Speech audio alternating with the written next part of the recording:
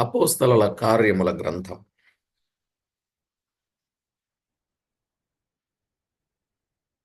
అపోస్తలుల కార్యముల గ్రంథం 15వ అధ్యాయం మొదటి 2 వచనాలు చదువుకుందాం. అపోస్తలుల కార్యముల గ్రంథం 15వ అధ్యాయం మొదటి 2 వచనాలు. కొందరు యూదయ నుండి వచ్చి, మీరు మోషే నియమించిన ఆచారము చొప్పున సున్నతి పొందితేనే గాని రక్షణ పొందలేరని సహోదరులకు బోధించిరి. పౌలునకును బర్నబాకును వారితో విశేష వివాదమును తర్కమును కలిగినప్పుడు ఈ అంశము విషయమై పౌలును బర్నబాయు తమలో మరికొందరును యెరూషలేమునకు అపోస్తలుల యొద్దకును పెద్దల యొద్దకును వెళ్ళవలనని సహోదరులు నిశ్చయించిరి. చదవబడిన దైవ లేఖనం కొరకు ప్రార్థన చేసి వాక్యాన్ని ధ్యానం చేద్దాం. ప్రార్థన చేసుకుందాం. పరిశుద్ధుడవైన మా తండ్రి, అద్వితీయ సత్యదేవుడవైన మా దేవా, కరుణా సంపన్నుడా, కృపా సత్య సంపూర్ణుడా, జాలి కలిగిన మా దేవా, ప్రేమ కలిగిన మా ప్రభువా, మీ కనికరమును బట్టి మిమ్మల్ని ఎంతో స్తుతిస్తున్నాం. మీ లేఖనాల వెలుగులో వాస్తవిక సత్యాలు మేము ధ్యానం చేస్తూ మీతో చక్కని సహవాసం మేము చేయడానికి మీ సెలవైనందుల కొరకై స్తోత్రములు చెల్లిస్తున్నాం. ప్రాణప్రియుడా, మీరు తోడై ఉండి చేస్తున్న ప్రతి విధమైన మేలు ఉపకార మహోపకారములన్నింటిని బట్టి కృతజ్ఞతాస్తుతి స్తోత్రములు వేలాది వందనాలు మీ నామానికే చెల్లించుచు మా ప్రాణనాథుడు ప్రియుడు మా రక్షకుడైన యేసుక్రీస్తు అతి శ్రేష్టమైన అమూల్యమైన నామమున స్తోత్రములు చెల్లించి స్తుతులర్పించి ప్రార్థించి మిక్కిలి వినయముగా బ్రతిమిలాడి వేడుచున్నాము తండ్రి, ఆమేన్. ప్రభునందు ప్రియులారా, దేవుని వాక్యములో నుండి సంగతులను మనము జ్ఞాపకం చేసుకుంటున్నప్పుడు ఈ 15వ అధ్యాయంలో కొందరు యూదయ నుండి వచ్చి, మీరు మోషే నియమించిన ఆచారము చొప్పున సున్నతి పొందితేనే గాని రక్షణ పొందలేరని సహోదరులకు బోధించిరి అని మనం చూస్తున్నాం. వారేం బోధించారు? సున్నతి పొందితేనే గాని రక్షణ పొందలేరు అన్నాడు. సున్నతి పొందితేనే గాని రక్షణ పొందలేరు. వీరు పాత నిబంధన ఆచారాన్ని పైకి తీసుకొచ్చారు. ఆ ఆచారానికి ఇప్పుడు అతీతులయ్యారు, ఆత్మీయులయ్యారు. కానీ ఇప్పుడు పాత దానిని పైకి తీసుకొస్తున్నారు. అప్పటికే ప్రభువు వారికి ఏం అప్పగించాడో మనం విన్నాం. ఏమేం అప్పగించాడో వరుసలో చెప్పగలరా? ఏమేం అప్పగించాడు ప్రభువు? సువార్తను అప్పగించారు, గృహ నిర్వాహకతను అప్పగించారు, పరిచర్యను అప్పగించారు, మంచి అప్పగించాడు. ప్రభువునందు పరిచర్యను అప్పగించాడు, గృహ నిర్వాహకత్వం అప్పగించాడు, మంచి పదార్థమును అప్పగించాడు,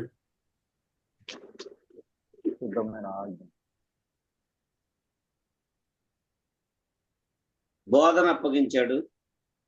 పరిశుద్ధులకు ఒకేసారి అప్పగించబడిన బోధన అప్పగించాడు, నమ్మదగిన బోధను. నా వలన వినిన సంగతులు బోధించుటకు సామర్థ్యం గల మనుషులకు అప్పగించాడు. ఏం అప్పగించాడు? ఆజ్ఞలను ఆజ్ఞలను అప్పగించాడు. ఉమ్. నేను చేసిన పొరపాటు ఏంటంటే వరుసగా చెప్పుకుంటూ వెళ్ళిపోయాను. చివర్లో అవి వరుసగా మీకు చెప్పలే. నేను 1, 2, 3 అని చెప్పుకుంటూ వెళ్ళిపోయాను. మళ్ళీ చెప్పినవన్నీ ఒకసారి క్లారిఫైగా చెప్పలేదు. అందుకే మీరు ఇలా కన్ఫ్యూజన్లో చెప్తున్నారని నేను అనుకుంటున్నాను. చెప్పారు లేదంటే మొదటి నుంచి రాసుకున్నాం. రాసుకున్నవి చెప్పడానికి తడబడుతున్నారు ఎందుకు? మీరు చెప్పారండి.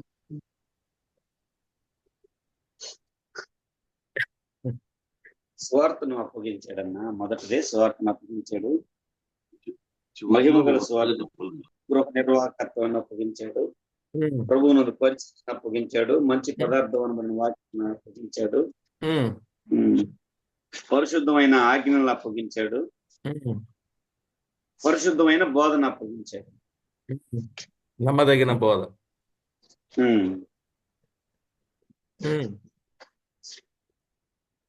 ఇది సామర్థ్యం గల మనుషులకు బోధించు అప్పగించాడు. ఆయన కృపను మనకు అప్పగించాడు, అనుగ్రహించాడు, అప్పగించాడు. సరే, మనం కూడా మన అవయవములను అప్పగించాలి నీతికి సాధనాలుగా. రెండవది, మన ఆత్మను అప్పగించాలి నమ్మకమైన సృష్టికర్తకు. పేతురుపత్రికలో ఆయనను ఎందుకు అప్పగించాడో అది అర్థం చేసుకొని మనకు అప్పగింపబడిన వాటిని నెరవేరుస్తూ ఆయనకు మనము మహిమను ఆపాదించాలని మనం విన్నాం. ఇలాగున ప్రభు కృపకు అప్పగింపబడిన వారై, ప్రభు పేరు కొరకు అప్పగింపబడిన వారై ప్రభు పని చేస్తూ ఉంటే యూదయ నుండి కొందరు వచ్చి, మీరు మోషే నియమించిన ఆచారము చొప్పున సున్నతి పొందితేనే గాని రక్షణ పొందలేరని సహోదరులకు బోధించిరి అని చూస్తున్నాం. వారు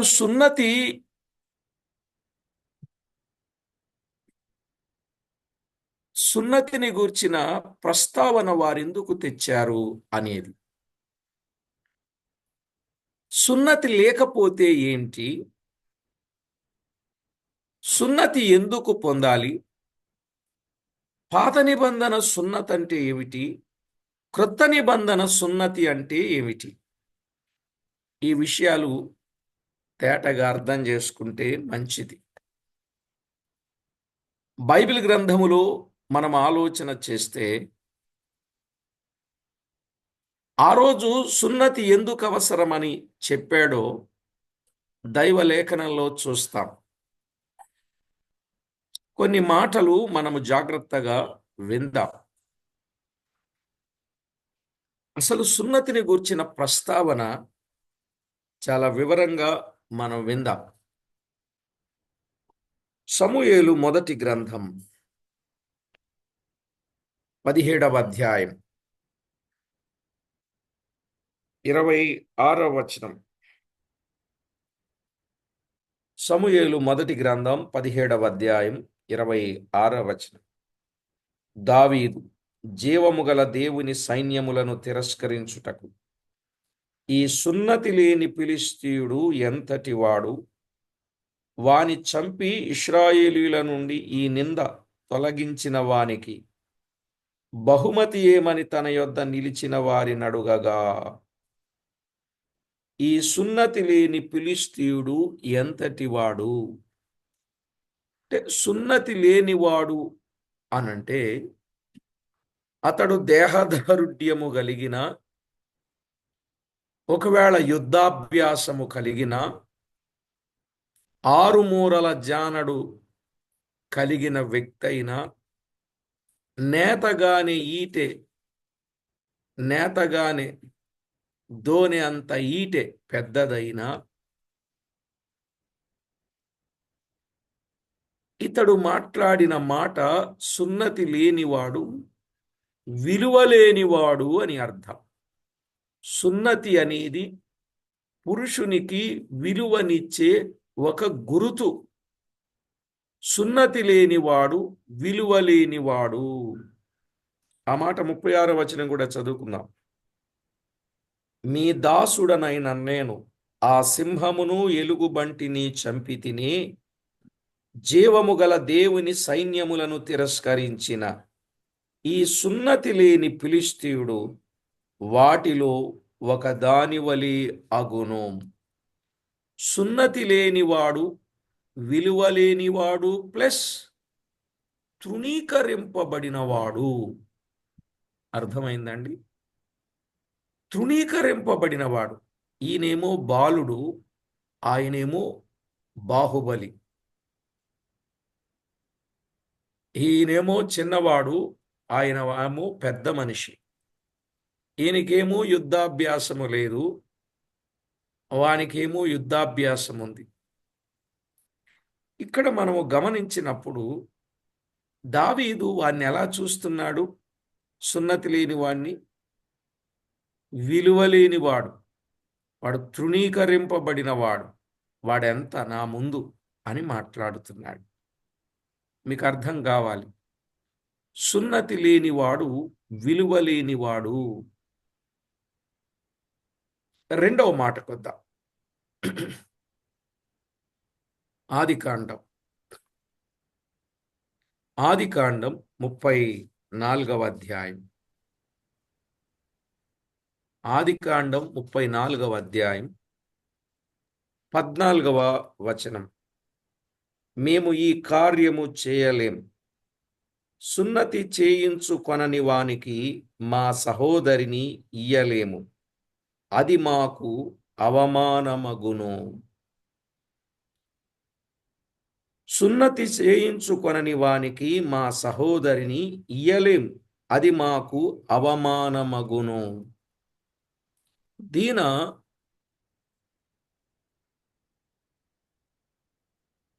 హమోరు కుమారుడగు షెకెము ప్రేమించినట్లు వారిద్దరూ కూడా వివాహం చేసుకోవాలనే కాడకి వచ్చినట్లు, ఈ సంగతి పెద్దల వరకు వచ్చినట్లు, ఆ పెద్దలు దానికి ఒప్పుకొనినట్లు, అన్నలు ఒప్పుకొనకపోతే ఒప్పుకోవాలి అనంటే సున్నతి పొందాలని, సున్నతి లేకపోతే అది మాకు అవమానమని చెప్పినట్లు, ఆ తరువాత వారు సున్నతి పొందినట్లు, వివాహం జరిగినట్లు దైవ లేఖనంలో మనము చూస్తాం.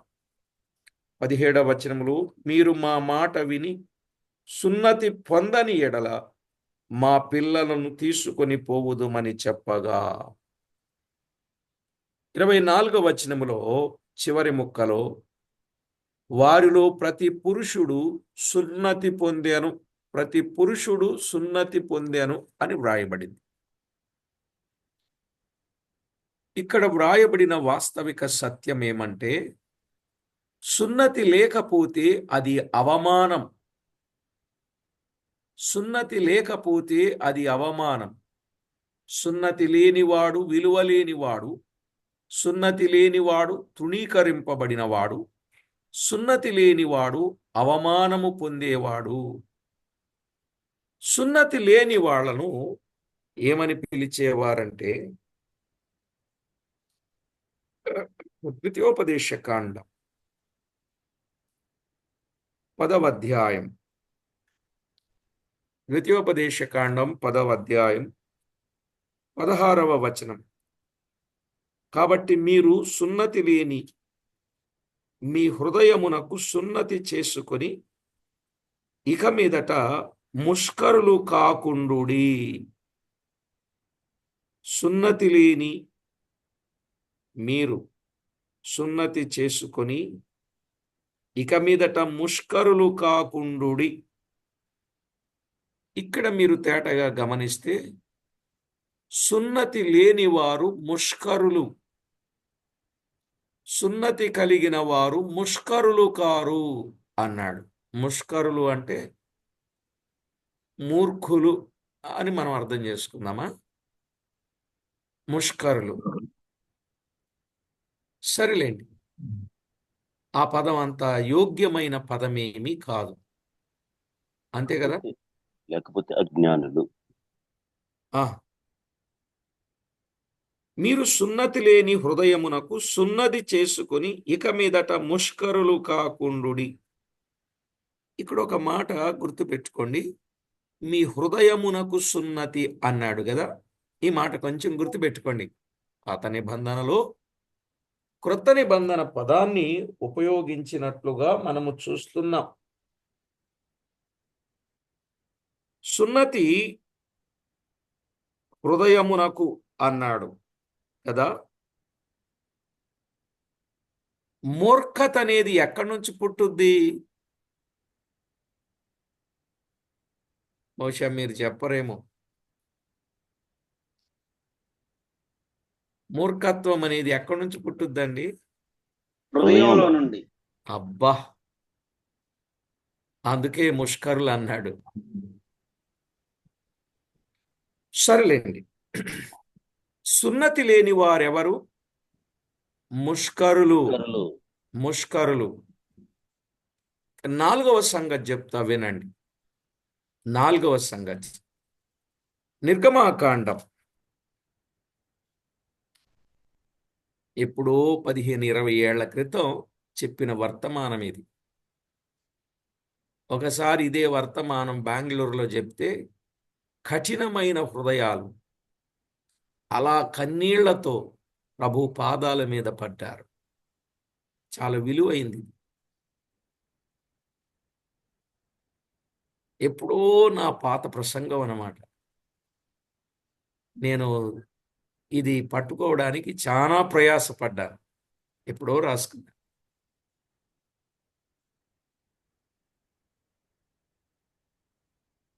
సరేలేండి, ఎందుకో చెప్పాలనిపించింది, చెప్పా. నాకు ఏది ఆగదు దాగదు కదా. మీకు చెప్పకపోయినా పర్వాలేదు, కానీ నా మనసులో ఈ వర్తమానం అపోస్తలుల కార్యాలు ప్రారంభము నుండి ఒకసారి మీకు ప్రస్తావించాను, చెబుతాను అని.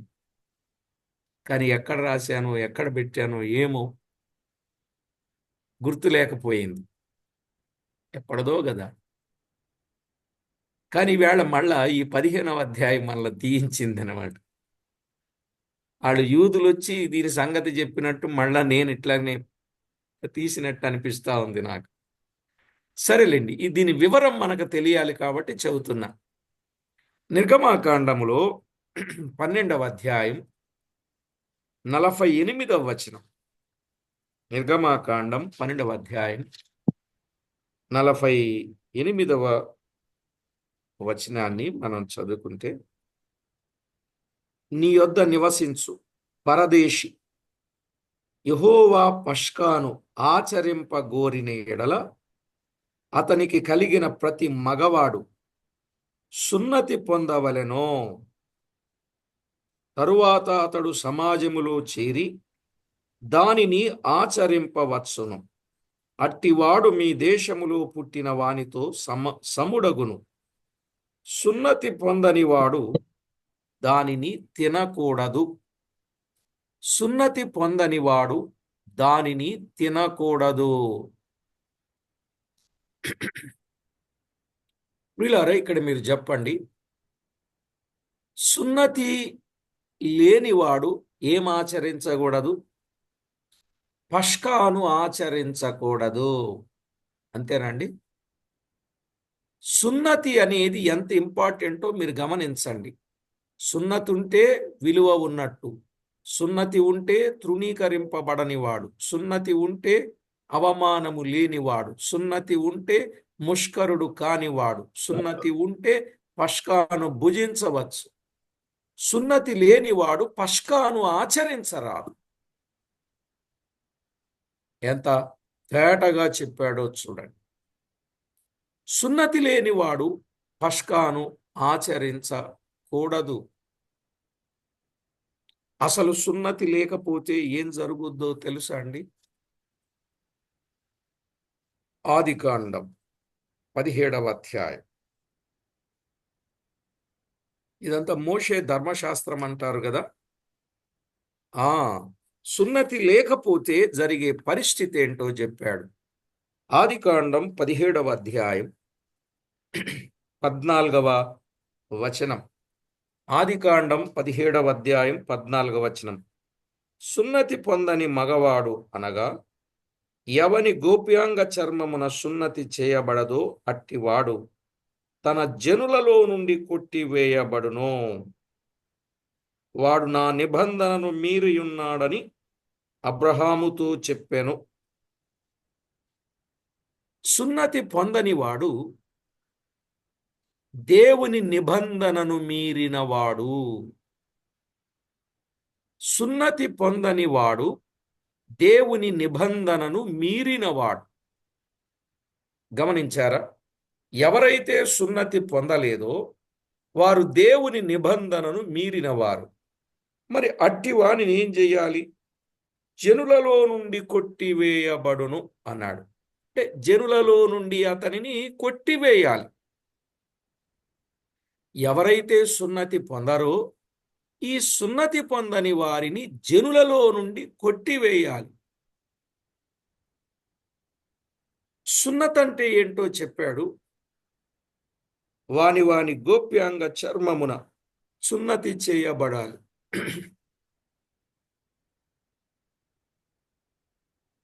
సున్నతి అనేది ఎంత ఇంపార్టెంట్గా చెప్తున్నాడో చూడండి. ఇది ఎన్నో మాట? 5వ మాట. సున్నతి పొందని వాడు దేవుని నిబంధనను మీరినవాడు. అందుకే అట్టి వానిని జనులలో నుండి కొట్టివేయబడాలి. ఈ సున్నతి లేనివాడు ఏమవుతాడంటే,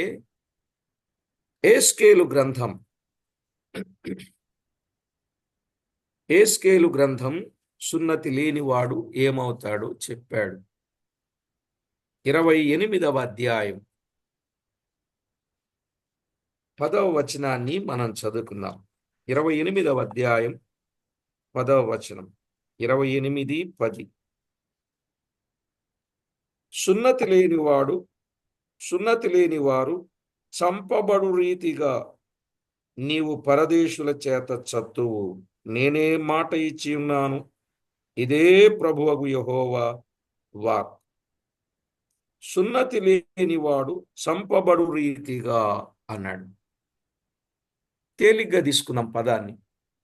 సున్నతి లేనివాడు చంపబడేవాడు. సున్నతి లేనివాడు చంపబడేవాడు. గమనించారా? సున్నతి లేనివాడు చంపబడతాడు. ఇక్కడ సందర్భమంతా మనం ఇప్పుడు తీసుకోవద్దు, చాలా సింపుల్గా మనకి ఈజీగా అర్థం కావడానికి. సున్నతి లేనివాడు చంపబడతాడు. ఈ సున్నతి లేని వానికి 7వ మాట. ఈ సున్నతి లేనివాడు ఎక్కడికి వెళ్ళలేడో తెలుసా? యెషయా గ్రంథం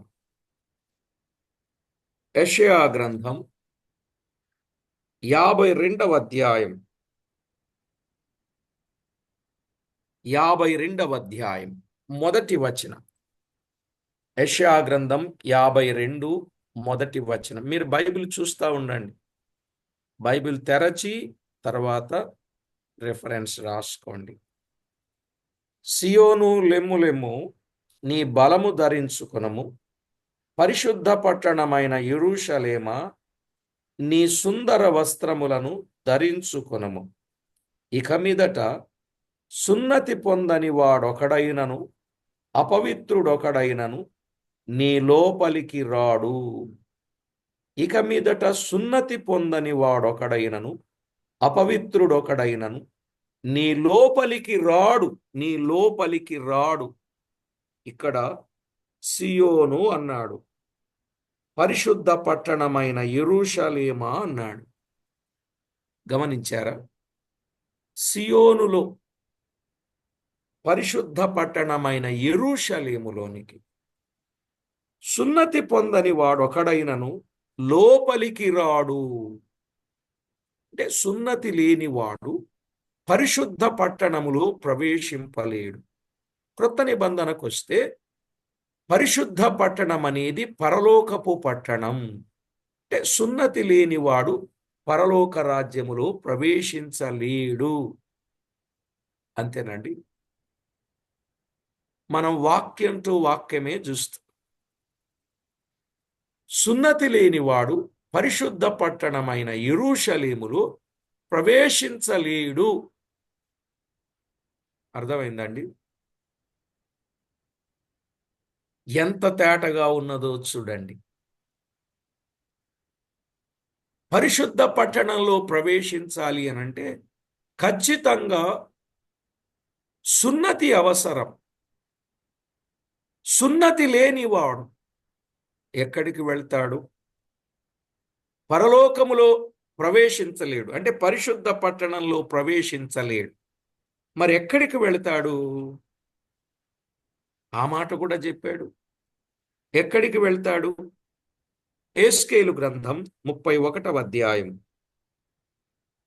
18వ వచనం. 31:18.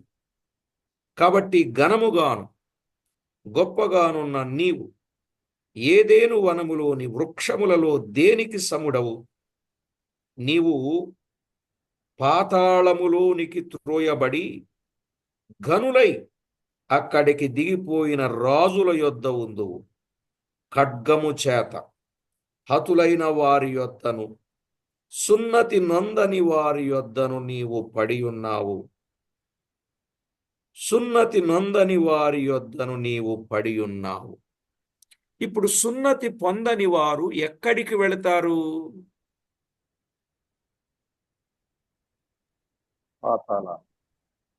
పాతాళం. అంతేనా అండి? సున్నతి పొందని వాడు పాతాళములోనికి త్రోయబడి, సున్నతి పొందని వాడు పాతాళానికి త్రోయబడతాడు. పాతాళంలో ఉన్నారంట. రాజులున్నారు, ఘనులున్నారు కదా. రాజులున్నారు, ఘనులున్నారు, ఖడ్గము చేత హతులైన వారున్నారు, ఫరో ఉన్నాడు, అతని సమూహమున్నది అని చెప్పాడు. మీకు అర్థమైంది అనుకుంటా. ఇప్పుడు చెప్పండి, పాత నిబంధన ప్రకారం సున్నతి అవసరమా కాదా? చాలా అవసరం. సున్నతి లేకపోతే పాతాళమే. సున్నతిని గురించి ఇంత క్లారిటీ నాకు 20 సంవత్సరాల క్రితమే అర్థమైందండి. మీకెప్పుడు అర్థమైంది?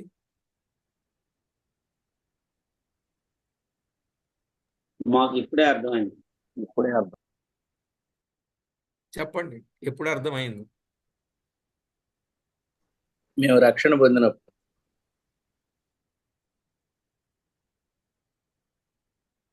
క్రొత్త నిబంధన సున్నతి నిబంధన అర్థమైందా? పాత సున్నతి నిబంధన సున్నతి అర్థమైందా? కొత్త నిబంధన సున్నతి జరిగినప్పుడు.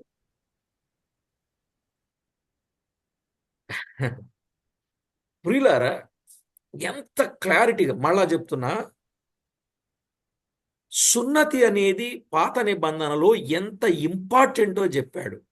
ఒకటి, సున్నతి లేనివాడు విలువ లేనివాడు, సున్నతి లేనివాడు తృణీకరింపబడినవాడు. 2, సున్నతి లేనివాడు అవమానము పొందేవాడు. 3, సున్నతి లేనివాడు ముష్కరుడు. 4, సున్నతి లేనివాడు పస్కాను ఆచరించరాదు. 5, సున్నతి లేనివాడు జనములలో నుండి కొట్టివేయబడతారు. 6, కొట్టివేయబడ్డమే కాదు, సున్నతి లేనివాడు చంపబడతాడు. 7, సున్నతి లేనివాడు పరిశుద్ధ పట్టణములో ప్రవేశించలేడు.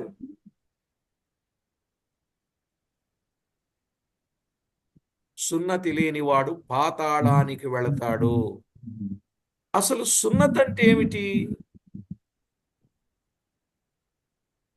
సున్నతి అంటే ఏమిటి?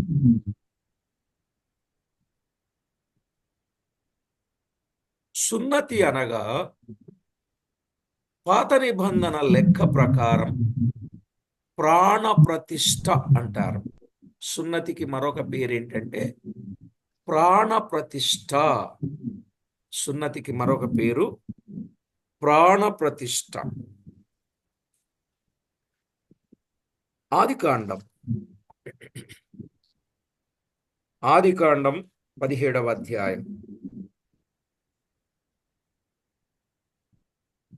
10వ వచనంలో ఓ మాట చెప్పాడు.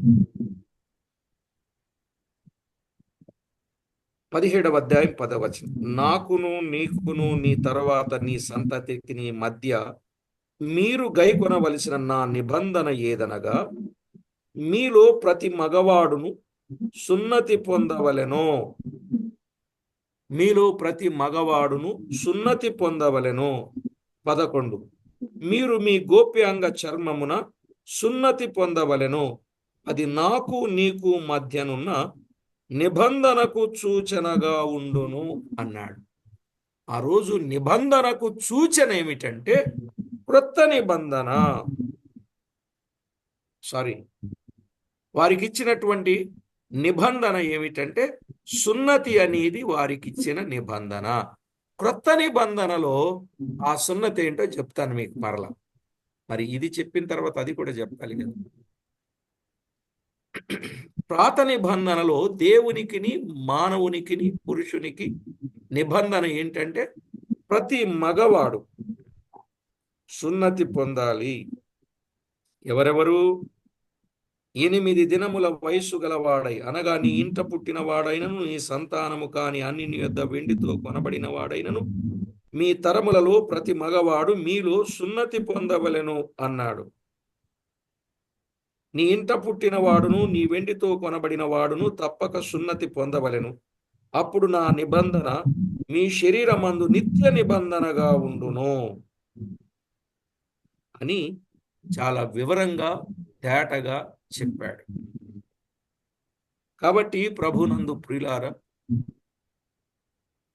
దేవునికిని మానవునికిని మధ్య నిబంధనకు సూచన ఏదంటే సున్నతి. దేవునికిని మానవునికిని మధ్య నిబంధన ఏమిటంటే సున్నతి. ఈ సున్నతిని గూర్చిన సంగతి దేవుడు అబ్రహాముకు చెప్పినప్పుడు అబ్రహాం ఏం చేశాడు? తడవు చేశాడా? ఆలస్యం చేశాడా? చేద్దాములే అని అనుకున్నాడా? నా 23వ వచనం 17:23.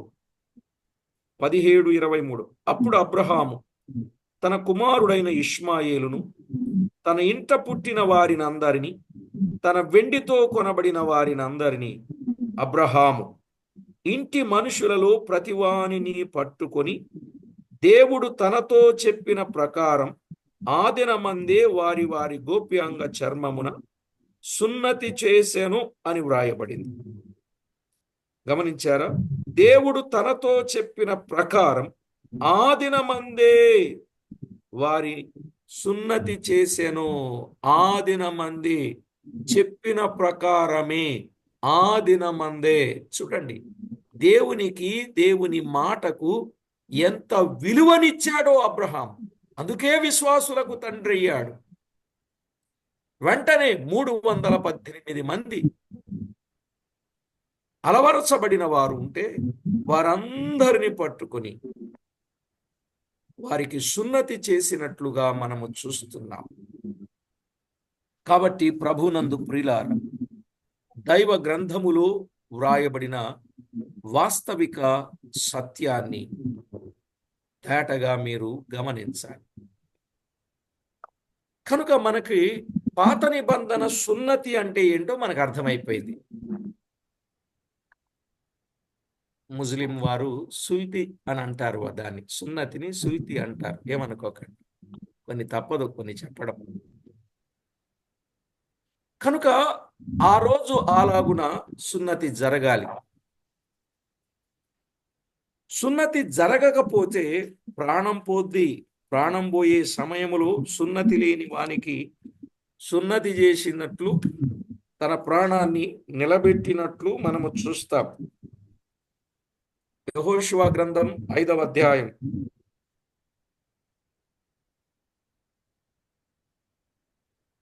5వ అధ్యాయం 2వ వచనములో, ఆ సమయమున యెహోవా రాతి కత్తులు చేయించుకొని మరల ఇశ్రాయేలీలకు సున్నతి చేయించుమని యెహోషువకు ఆజ్ఞాపింపగా, యెహోషువ రాతి కత్తులు చేయించుకొని సున్నతి గిరి అను స్థలము దగ్గర ఇశ్రాయేలీలకు సున్నతి చేయించెను. 4వ వచనం, యెహోషువ సున్నతి చేయించుటకు హేతువేమనగా అన్నాడు. యెహోషువ సున్నతి చేయించుటకు హేతువేమనగా, ఐగుప్తులో నుండి బయలుదేరిన వారి అందరిలో యుద్ధ సన్నద్ధులైన పురుషులందరూ ఐగుప్తు మార్గములో అరణ్యములో చనిపోయిరి. బయలుదేరిన పురుషులందరూ సున్నతి పొందిన వారే గాని ఐగుప్తులో నుండి బయలుదేరిన తరువాత అరణ్య మార్గమందు పుట్టిన వారిలో ఎవరునూ సున్నతి పొంది ఉండలేదు. అందువల్ల సున్నతి చేయించాడు. అలా చేయిస్తేనే వారు పాలు తేనెలు ప్రవహించు దేశములో ప్రవేశిస్తారని 6వ వచనంలో తేటగా చెప్పాడు. ఒకవేళ మాట వినకుండా చేయించకుండా ఉంటే వారు చనిపోయారు అని చెప్పాడు. అవునా అండి? అక్కడే మీరు చదవండి, మీకు అర్థమైపోతుంది. ఇది చదివితే కూడా అర్థమైపోయే వచనాలే ఇప్పటిదాకా చెప్పాను. అవునా? మనము చదివితే ఈజీగా అర్థమయ్యే వచనాలు. ఇందులో మర్మమేమీ లేదు. ఇందులో మర్మమేమీ లేదు. కాబట్టి దైవ లేఖనములో తేటగా మనము ఆలోచన చేసినట్లయితే, ఇశ్రాయేలీలు ఐగుప్తులో ఉన్నప్పుడు వారికి సున్నతి జరిగింది. అరణ్యములో ఉన్నప్పుడు వారికి సున్నతి జరగలే. మోషే హయాములో సున్నతి జరిగింది. కానీ యెహోషువ హయాములో, అదే ఆయన ప్రయాణంలో ఉండగా కొంతమందికి జరగలేనట్లుగా, ఆ తరువాత యెహోషువ ఆ క్రొత్త తరానికి సున్నతి చేయించినట్లుగా, తరువాత వారు పాలు తేనెలు ప్రవహించు దేశములో ప్రవేశించినట్లుగా మనము చూస్తాం. సరేలేండి, మోషే హయాంలో కూడా జరిగిన పరిచర్య మనం చూస్తాం. సరే, ఏది ఏమైనా ప్రియులారా, పాత నిబంధన సున్నతి అంటే మనకు అర్థమైంది. ఇప్పుడు అలాగైతే క్రొత్త నిబంధనలో సున్నతి లేని వారు ఎవరో తెలుసా? ఎఫెసీయులకు రాసిన పత్రిక రండి. ఎఫెసీయులకు రాసిన పత్రిక 2వ అధ్యాయం 11 నుండి 13 వచనాలు. 11 నుండి 13 వచనాలు. ఎఫెసీయులకు రాసిన పత్రిక 2వ అధ్యాయం 11 నుండి 13 వచనాలు. కాబట్టి మునుపు శరీర విషయములో అన్యజనులై ఉండి, శరీరమందు చేతితో చేయబడిన సున్నతి గలవారు అనబడిన వారి చేత సున్నతి లేని వారనబడిన మీరు ఆ కాలమందు ఇశ్రాయేలుతో సహపౌరులు కాక, ఇశ్రాయేలుతో సహపౌరులు కాక, గమనించారా? ఇశ్రాయేలుతో సహపౌరులు కాక, పరదేశులను, వాగ్దాన నిబంధనలు లేని పరజనులను, నిరీక్షణ లేని వారును, లోకమందు దేవుడు లేని వారునై ఉండి క్రీస్తుకు దూరస్తులై ఉంటిరని మీరు జ్ఞాపకము చేసుకొనుడి. అయినను మునుపు దూరస్తులైన మీరు ఇప్పుడు క్రీస్తు యేసునందు క్రీస్తు రక్తము వలన సమీపస్తులై ఉన్నారు. 11-12 వచనాలలో మనకు అర్థమైన సత్యం ఏంటంటే, సున్నతి లేని వారనబడిన మీరు ఇశ్రాయేలుతో సహపౌరులు కాక అన్నాడు. సున్నతి లేని వారు ఇశ్రాయేలీలతో సహపౌరులు కారు. అంటే ఎవరైతే సున్నతి కలిగిన వారుగా ఉంటారో వారు ఇశ్రాయేలీలతో సహపౌరులు అని చెప్పాడు. ఇశ్రాయేలీలతో సహపౌరులు ఎవరు? సున్నతి గలవారు. అంటే అన్యులైనప్పటికీ సున్నతి పొందితే సహపౌరులవుతారు అని చెప్పాడు. అది దాని అర్థం. మరి క్రొత్త నిబంధనలో సున్నతి అనేది ఏమిటి, దేనికి, ఏం చేస్తే, ఇలాంటి ప్రశ్నలు. త్వరగా 4 సంగతులు మీకు చెప్తాను. మొదటిది రోమాపత్రిక 4వ అధ్యాయం. రోమాపత్రిక 4వ అధ్యాయం 11వ వచనాన్ని చదువుకుందాం. 4:11 మరియు సున్నతి లేని వారైనను నమ్మిన వారికందరికీ అతడు తండ్రి అగుట వలన వారికి నీతి ఆరోపించుటకై అతడు సున్నతి పొందక మునుపు తనకు కలిగిన విశ్వాసము వలననైన నీతికి ముద్రగా సున్నతి అను గురుతు పొందెను. ఇక్కడ తనకు కలిగిన విశ్వాసము వలననైన నీతికి ముద్రగా సున్నతి అను గురుతు పొందెను. ఎవరి కొరకు ఈ మాట చెప్పబడింది? అబ్రహాము కొరకే. అబ్రహాం. రైట్. ఇక్కడ వ్రాయబడిన ఈ మాట విశ్వాసము వలననైన నీతికి ముద్రగా సున్నతి అను గురుతు పొందెను. చక్కగా రాసుకోండి. విశ్వాసము వలననైన నీతికి ముద్ర సున్నతి అని గురుతు. మ్యూట్ పెట్టుకోండి, మాట్లాడి వెంటనే మ్యూట్ పెట్టేసుకోవాలి. దైవ గ్రంథంలో విశ్వాసము వలననైన నీతికి ముద్ర ఏంటంటే సున్నతి అనేది గురుతు. సున్నతి అనేది గురుతుగా ఇచ్చినట్లు మనము చూడవచ్చు.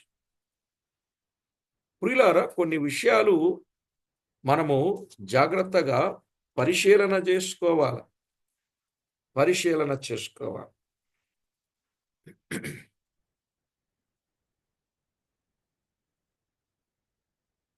పరిశీలనగా చేసుకోవాలి. 2, సున్నత అనేది దేనికి సంబంధించింది?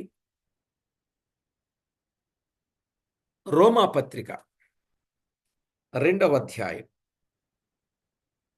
కృత నిబంధనకు వచ్చేసరికి టోటల్లీ చేంజ్. 2వ అధ్యాయం 26 నుండి 29 వచనాలు. కాబట్టి సున్నతి లేనివాడు ధర్మశాస్త్రపు నీతి విధులను గైకొని ఎడల అతడు సున్నతి లేనివాడై ఉండి సున్నతి గలవాడుగా ఎంచబడును గదా. అంటే ధర్మశాస్త్ర నీతి విధులను గైకొని ఎడల అతడు సున్నతి లేనివాడై ఉండి సున్నతి గలవాడుగా ఎంచబడును గదా. మరియు స్వభావమును బట్టి సున్నతి లేనివాడు ధర్మశాస్త్రమును నెరవేర్చిన ఎడల అక్షరమును సున్నతియు గలవాడవై ధర్మశాస్త్రమును అతిక్రమించు నీకు తీర్పు తీర్చడా. బాహ్యమునకు యూదుడైన వాడు యూదుడు కాడు. శరీరమందు బాహ్యమైన సున్నతి సున్నతి కాదు. శరీరమందు బాహ్యమునకు యూదుడైన వాడు యూదుడు కాదు.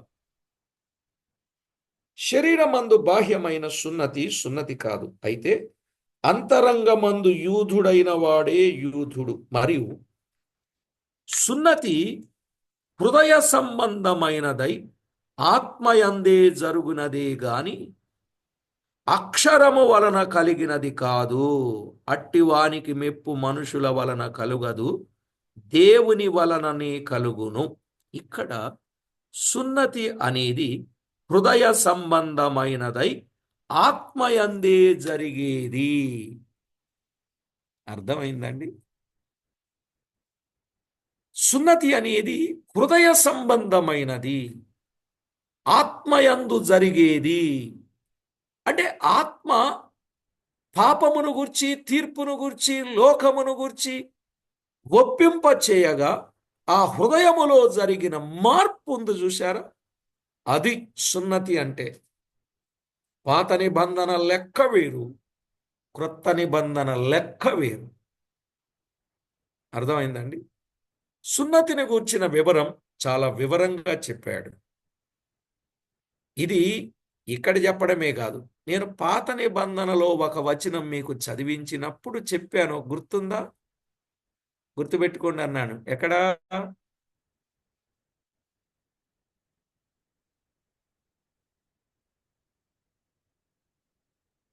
సరే, మీరు గుర్తుపెట్టుకోగలండి.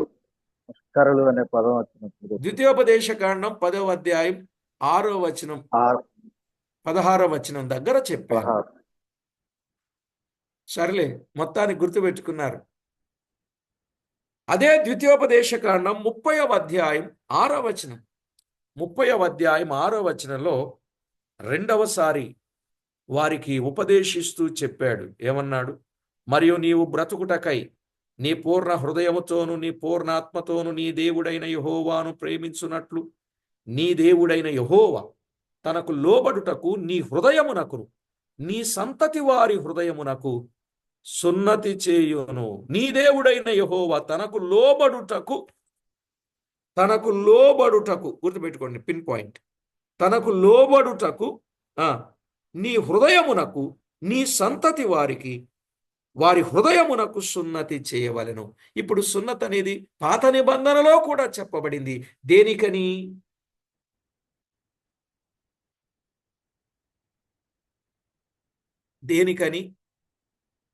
సున్నతి అనేది హృదయానికి. అక్కడ శరీరానికి అని చెప్పాడు, అదే సమయంలో హృదయానికి అని కూడా చెప్పాడు. అది ఎప్పుడు బయలుపరచబడింది? క్రొత్త నిబంధనలో ఆ సంగతి బయలుపరచబడింది. ఏమండి, క్రొత్త నిబంధనలో జరగవలసిన పాటించవలసిన పద్ధతులు అన్నీ కూడా పాత నిబంధనలో కూడా చెప్పబడ్డాయి. ఇప్పుడు విశ్రాంతి దినం పాత నిబంధనలో ఏ రోజు? శనివారం. క్రొత్త నిబంధనలో ఏ రోజు? ఆదివారం.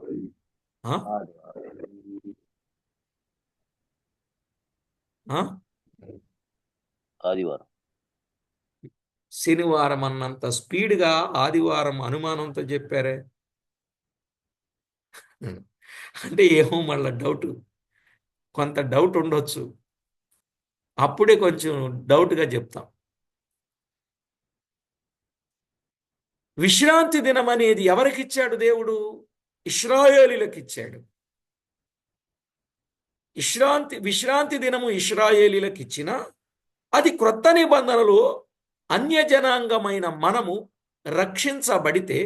రక్షించబడిన మనకు అది ఆదివారంగా ఇచ్చాడు. ఈ ఆదివారం అనే సంగతి విశ్రాంతి దినం పాత నిబంధనలో కూడా చెప్పాడు. అది దానికోసం విశ్రాంతి దినము శనివారమే కాదు, అది ఆదివారం అని పాత నిబంధనలో కూడా చెప్పాడు.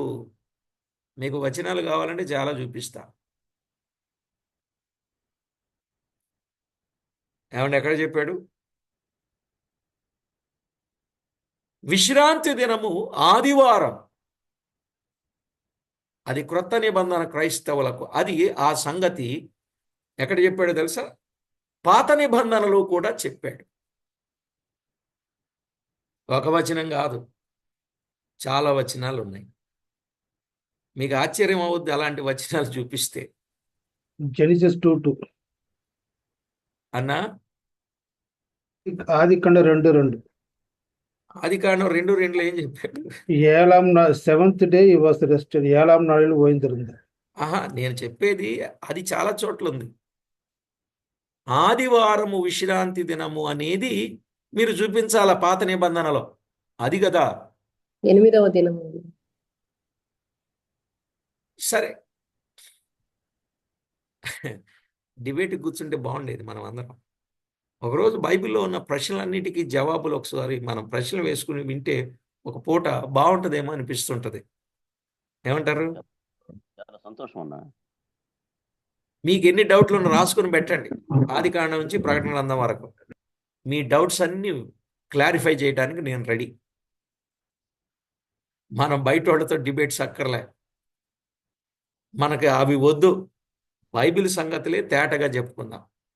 సరేలేండి, మన పాఠం కంప్లీట్ అవనండి. టైం అయింది, మన వాళ్ళు వెళ్ళిపోయే సమయం ఆసన్నమైంది.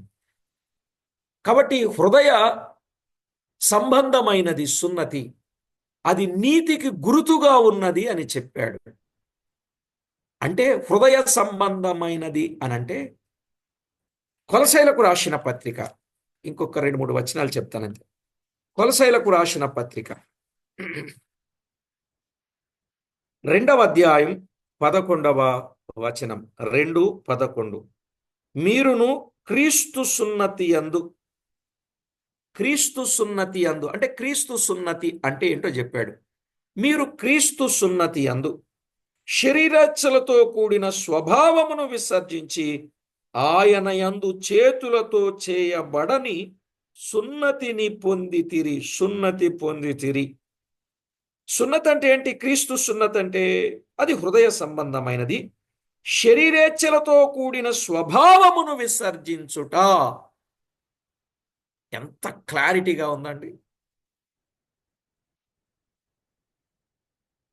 ఆయన యందు చేతులతో చేయబడని సున్నతి, ఆయన యందు చేతులతో చేయబడిన సున్నతి కాదు. ఇప్పుడు ఆయన ఎప్పుడైతే మన మధ్యకు మధ్యవర్తిగా వచ్చాడో, ఆయన ద్వారా, ఆయనను బట్టి, ఆయన మూలముగా శరీర సంబంధమైన క్రియలు, పాప సంబంధమైన క్రియలు, లోకేచ్ఛలు, పాపేచ్ఛలు, భోగేచ్ఛలు, శరీరేచ్ఛలు, 4 రకాల ఇచ్ఛలు ఉన్నాయి మనిషికి. పాపేచ్ఛలు, భోగేచ్ఛలు, లోకేచ్ఛలు, శరీరేచ్ఛలు. ఈ 4ంటిని ఎప్పుడైతే మనం విడిచిపెట్టామో అప్పుడే మనము సున్నతి చేయబడిన వారము అని అర్థం. అది క్రీస్తు యేసునందు సున్నతి అని అంటారు. సున్నతి అనేది హృదయ సంబంధమైనది. అర్థమైంది కదండి? దేవుని వాక్యంలో చాలా స్పష్టంగా వ్రాయబడిన మాట. మరి శరీర సంబంధమైన క్రియలు విసర్జించారా? ఇంకేమైనా కొనసాగిస్తున్నారా? కొనసాగించేవారైతే సున్నతి పొందిన వారు కారు.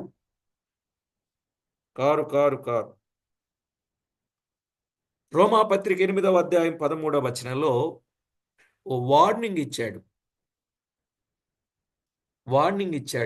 ఏంటి ఆ వార్నింగ్? చూడండి, 8వ అధ్యాయం 13వ వచనం. మీరు శరీరానుసారముగా ప్రవర్తించిన ఎడల చావవలసిన వారయుందురు. ఏమండి?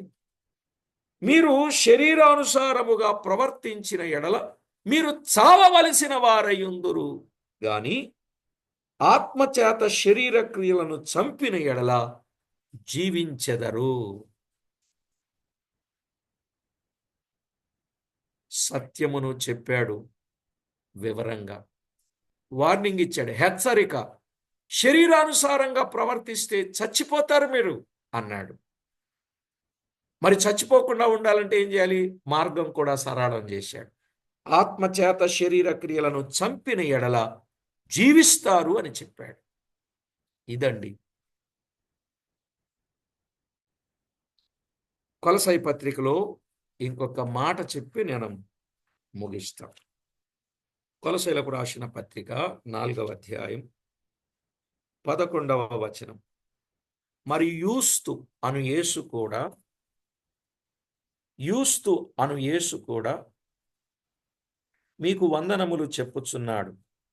వీరు సున్నతి పొందిన వారిలో చేరిన వారు, వీరు మాత్రమే దేవుని రాజ్యము నిమిత్తము నా జత పనివారునై ఉన్నారు. వీరి వలన నాకు ఆదరణ కలిగెను. సున్నతి పొందిన వారు ఇక్కడ దేవుని పనికి పాత్రులు. ఒక మాట, సున్నతి పొందిన వారు దేవుని పనికి పాత్రులు. 2, సున్నతి పొందిన వారు పరిశుద్ధులను ఆదరించువారు. 3, సున్నతి పొందిన వారు దేవుని రాజ్య వారసులు అన్నాడు. దేవుని రాజ్య వారసులు, వెరీ క్లియర్గా రాసుకోవాలి మీరు ఈ పదాలు. సున్నతి పొందిన వారు దేవుని పనివారు, వారు పరిశుద్ధులను ఆదరించువారు, వారు దేవుని రాజ్యమునకు వారసులు. ఎవరు? సున్నతి పొందిన వారు. అంటే సున్నతి పొందని వారు దేవుని రాజ్యములో ప్రవేశించరు. Very clear. అవునండి, సున్నతి పొందని వారు దేవుని రాజ్యములో ప్రవేశించలేరు. సున్నతి అంటే క్రొత్త నిబంధనలో ఏమిటి? అది నీతికి గురుతు, అది హృదయ సంబంధమైనది, అది శరీర క్రియలను విసర్జించేది. అవునా కాదా? అట్టి వారి దేవుని రాజ్యములో ప్రవేశించేది, అక్కడికి వెళ్ళేంత వరకు ప్రభు పని చేసేది, పరిశుద్ధులను ఆదరించేది. అర్థమైందండి? ఇప్పుడు పాత నిబంధన సున్నతి అర్థమైంది, క్రొత్త నిబంధన సున్నతి అర్థమైంది. అంటే పాత నిబంధన సున్నతి లేకపోతే పాతాళానికి వెళతారు, క్రొత్త నిబంధన సున్నతి లేకపోయినా పాతాళానికే. ఆ రోజుల్లో క్రొత్త నిబంధన సున్నతి పొందితే పరలోకానికి వెళతారు, అది దేవుని నిబంధన. అలాగే క్రొత్త నిబంధన సున్నతి పొందితే పరలోకానికి వెళతారు. అయితే పాత నిబంధన సున్నతి వేరు, క్రొత్త నిబంధన సున్నతి వేరు. పాత నిబంధన సున్నతి అది శరీరాన్ని కష్టపెట్టేది, క్రొత్త నిబంధన సున్నతి అది హృదయ సంబంధమైనది. ఆ పాపానికి కర్మాగారమైన హృదయాన్ని మార్చుకుంటే సరిపోద్ది అని చెప్పాడు. ఇంతకీ సున్నతి పొందారా లేదా? సున్నతి పొందని వారు క్రొత్త నిబంధన సున్నతి ఖచ్చితంగా పొందితే ఇశ్రాయేలుతో సహపౌరులం అవుతాం. మనము లేకుండా వారు సంపూర్ణులు కాలేదని చెప్పాడు. అందుకే కనుక ప్రతి ఒక్కరు కూడా ఈ సున్నతి అనుభవం, అది ఎప్పుడు జరిగింది, ఎలా జరిగింది, ఏ వాక్యం ద్వారా జరిగింది, ఎప్పుడు ఆ మార్పు వచ్చింది, ఆ మార్పు వచ్చిన దగ్గర నుండి ఎలాగున మిమ్మల్ని మీరు కాపాడుకుంటున్నారు, అవన్నీ క్లారిటీగా ఉండాలి మీకే. ఎప్పుడైతే ఆ క్లారిటీ అనేది మన జీవితంలో ఉంటుందో, ఇక్కడ కన్ను మూస్తే పరలోకంలో కళ్ళు తెరుస్తాం అనేది తేటగా మనకు అర్థమైంది. ప్రార్థన చేసుకుందామండి. పరిశుద్ధుడవైన తండ్రి, మీ ఘననామానికి స్తోత్రములు. విన్న విషయాలు అందరి హృదయాలలో ముద్రించండి, వారికి తేటగా అర్థమయ్యాయని నమ్ముచున్నాం. మీకెంతో మహిమకరంగా జీవించుటకు ప్రతి ఒక్కరిని సిద్ధపరచమని, తోడయుండి కాపాడమని కోరుచు. సున్నతి లేని వారు క్రొత్త నిబంధన సున్నతిని వారు ఆచరించగలుగునట్లు, ఆత్మీయంగా జీవించున్నట్లు సిద్ధపరచమని, తోడై ఉంటారని కోరుచు ఉన్నాం. ప్రభువా, అపోస్తలుల కార్యముల గ్రంథములో 15వ అధ్యాయంలో పాత నిబంధన సున్నతిని గూర్చి యూదులు తెచ్చినప్పుడు క్రొత్త నిబంధన సున్నతి ని గూర్చిన వివరాలు వారికి అర్థమయ్యేటట్లు తర్వాత వచనాలలో మేము అర్థం చేసుకోగలుగుతాం. మా నాయన, చేరి వచ్చిన ప్రతి బిడ్డను పేరు పేరున జ్ఞాపకం చేసుకుని కృపతో బలపరచమని, తోడై ఉంటారని కోరుచు. యేసుక్రీస్తు నామమున స్తుతించి స్తోత్రించి ప్రార్థించి వినయులమై వేడుచున్నాము తండ్రి. ఆమేన్.